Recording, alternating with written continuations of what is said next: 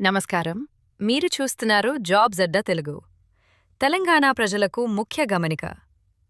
రాష్ట్రంలోని మీ సేవా కేంద్రాల్లో అందించే సేవల ధరలను ప్రభుత్వం భారీగా పెంచుతూ నిర్ణయం తీసుకుంది.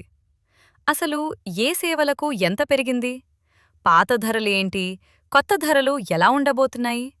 పూర్తి వివరాలు ఇప్పుడు చూద్దాం.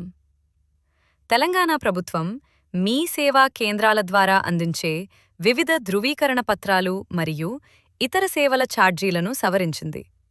ఈ పెంచిన ధరలు నేటి నుంచే అమల్లోకి వచ్చాయని అధికారులు స్పష్టం చేశారు. ముఖ్యమైన మార్పులు ఇవే.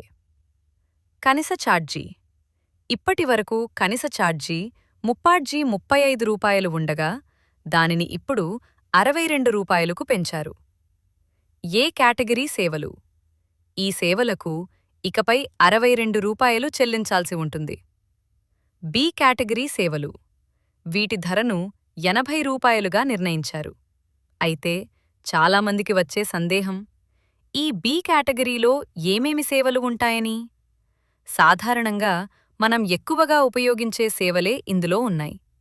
కమ్యూనిటీ సర్టిఫికేట్ ఇన్కమ్, ఆదాయ certificate, residence certificate, ration card సంబంధిత సేవలు, ఓబీసీ మరియు ఈడబ్ల్యూఎస్ సర్టిఫికేట్లు, ఎలక్ట్రిసిటీ కనెక్షన్ వంటి పలు సేవలు. వీటన్నిటికీ ఇప్పుడు మీరు గతంలో కంటే ఎక్కువ మొత్తాన్ని వెచ్చించాల్సి ఉంటుంది.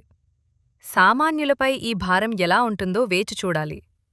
ఈ ధరల పెరుగుదలపై మీ అభిప్రాయమేంటి? కింద కామెంట్ సెక్షన్లో తెలియచేయండి. ఇలాంటి మరెన్నో లేటెస్ట్ అప్డేట్స్ కోసం మన ఛానల్ని ఇప్పుడే సబ్స్క్రైబ్ చేసుకోండి. ధన్యవాదాలు.